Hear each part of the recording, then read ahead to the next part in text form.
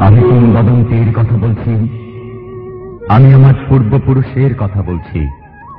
তার করতলে পলিমাটির সৌরভ ছিল, তার পিঠে রক্ত জবার মতো ক্ষত ছিল। তিনি অতিক্রান্ত পাহাড়ের কথা বলতেন, অরণ্য এবং সাপদের কথা বলতেন, পতিত জমি আবাদের কথা বলতেন। তিনি কবি এবং কবিতার কথা বলতেন। জিওবায় উচ্চারিত প্রতিটি সত্য শব্দ কবিতা, কর্ষিত জমির প্রতিটি শস্য দানা কবিতা। যে কবিতা শুনতে জানে না সে ঝড়ের আর্তনাদ শুনবে, যে কবিতা শুনতে জানে না সে দিগন্তের অধিকার থেকে বঞ্চিত হবে, যে কবিতা শুনতে জানে না সে আজন্মকৃত দাস থেকে যাবে।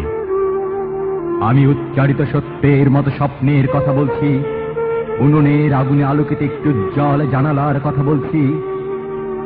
আমি আমার মায়ের কথা বলছি। তিনি বলতেন, প্রবহমান নদী যে সাঁতার জানে না তাকেও ভাসিয়ে রাখে।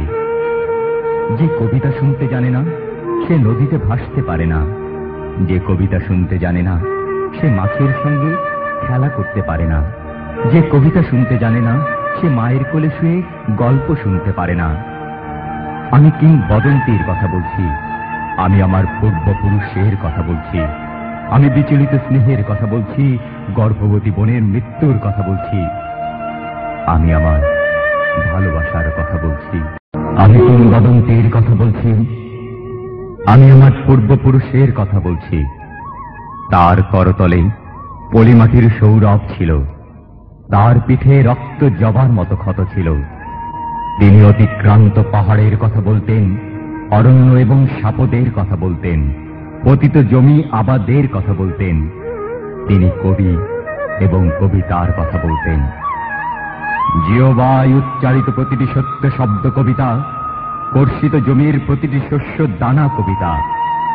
যে কবিতা শুনতে জানে না সে ঝড়ের আর্তনাদ শুনবে, যে কবিতা শুনতে জানে না সে দিগন্তের অধিকার থেকে বঞ্চিত হবে, যে কবিতা শুনতে জানে না সে আজন্মকৃত দাস থেকে যাবে।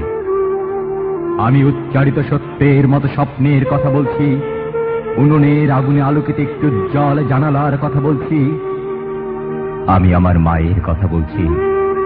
তিনি বলতেন, প্রবহমান নদী যে সাঁতার জানে না তাকেও ভাসিয়ে রাখে। যে কবিতা শুনতে জানে না সে নদীতে ভাসতে পারে না,